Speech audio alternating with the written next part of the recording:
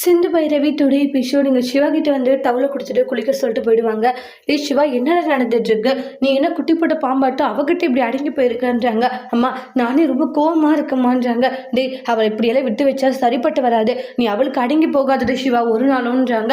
நீ அவளை எதிர்த்து பேசு, அவளுக்கு ஒரு சரியான பாடத்தை கற்றுக்கொடு. அதை விட்டுட்டு நீ அவள் சொல் பேச்செல்லாம் கேட்டுட்டு ஆடிட்டு இருந்தா அதுக்கப்புறம் அவ்வளோதான், அவள் கீழே தான் நம்ம இருக்கணும் அப்படின்ட்டுலாம் மக சில விஷயங்களை சொல்லிட்டு அங்கிருந்து போயிடுறாங்க.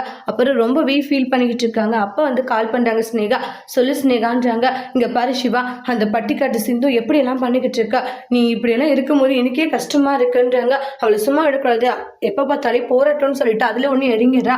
அவளை ஏதாச்சும் பண்ணணும், அப்படின்னா வேணா பிளாக்மெயில் பண்ணி தான் கல்யாணம் பண்ணிக்கணுன்றதை நிரூபிக்கணும். என்கிட்ட ஒரு சூப்பர் ஐடியா இருக்குன்ற அந்த பிளானை சொல்றாங்க. இது கண்டிப்பா சக்சஸ் ஆகுமா? கண்டிப்பா சக்சஸ் ஆகும், நான் சொல்ற விஷயத்த பண்ணு, சரி ஓகே அப்படின்ற மாதிரி சொல்லிக்கிட்டு இருக்காங்க.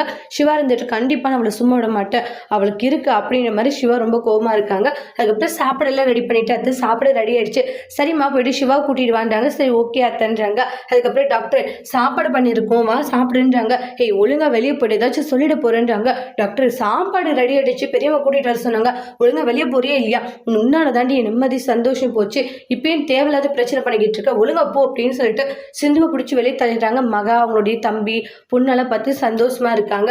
அப்புறமா சிந்து அங்கிருந்து போயிடுவாங்க. சிவா இப்பதான் நீ ஆம்பளன்றதை நிரூபிச்சிருக்க, உன்னை நடிக்கும்போது பெருமையா இருக்குது, சிந்துவை எங்க தட்டி வைக்கணுமோ அங்க வச்சாதான் சரியா வரும், பார்த்தல இப்ப நீ அவளுக்கு சரியான ஒரு பாடத்தை கற்றுக் கொடுத்துருக்க, இனிமேலும் அவள் திருந்துவான நினைக்கிற திருந்த மாட்டான், அவளுக்கு இப்படிதான் அடிமேல அடி கொடுத்துக்கிட்டே இருக்கணும்ட்டு மகன் சொல்லிட்டு போறாங்க. உங்க பெரியம்மா கிட்ட இப்பவே வந்து நீ எல்லாத்தையும் சொல்லுப்பான்றாங்க. இவ கூட வாழ முடியாதுன்ட்டு பெரியம்மா வந்து என்னை தூக்கி வளர்த்தணுங்க, அவங்க இந்த விஷயம் பண்ணலன்னா ஊருக்காரங்க சில விஷயங்களை பேசியிருப்பாங்க, ஆனாலும் வந்து பெரியம்மாவை நான் குறை சொல்ல விரும்பல, எல்லாத்துக்கும் காரணம் சிந்து தான், ஆமா சீக்கிரமாவே நான் எல்லா விஷயத்தையுமே நிரூபிக்கிறேன்ற மாதிரி சொல்லுவாங்க.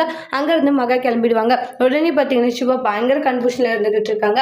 அப்புறமா வந்து என்னாச்சு சிந்து, நான் கூப்பிட்டேன் டாக்டர் பசிலன்னு சொல்லிட்டாரு, அப்படியா சார் நான் கூட்டிட்டு வரேன்னு சொல்லிட்டு அன்னபூரணி வராங்க.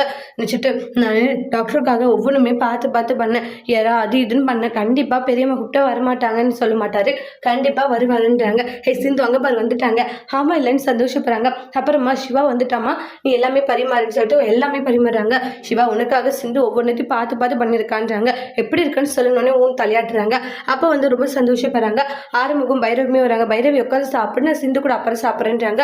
சமையல் உண்மையிலே பிரமாதமா இருக்கு அப்படின்ட்டு எல்லாருமே பாராட்டுறாங்க. ஆறுமுகம் டே சிவா எப்படி ஒரு மனைவி கிடைக்க கொடுத்து வச்சிருக்கணும், டே ஆறுமுகம் சீக்கிரமா பைரவி உனக்கு அப்படிதான் செஞ்சு போட போறோம், ஆமா செஞ்சு போட்டுட்டாலும் அப்படின்ற மாதிரி நினைக்கிறாங்க. சாப்பிட்டு முடிச்சுட்டாங்களா அங்கிருந்து போயிடுவாங்க. நான் சிவாவுடைய இலையிலேயே சாப்பிட்றேன்ட்டு அவங்களுடைய இலையில சாப்பிட்டுப்பாங்க. நீங்க ஆறுமுகத்துல சாப்பிட்றீங்களான்னு சொல்லிட்டு சிட்டு கேட்குறாங்க. இல்ல வேண்டான்னு சொல்லுவாங்க. இவங்களுடைய இலையில சாப்பிட்டுருக்கிறத பார்த்து சிவாவுக்கு பயங்கர கோவம் வருது. அதோட இந்த எபிசோட் முடிச்சிருக்காங்க.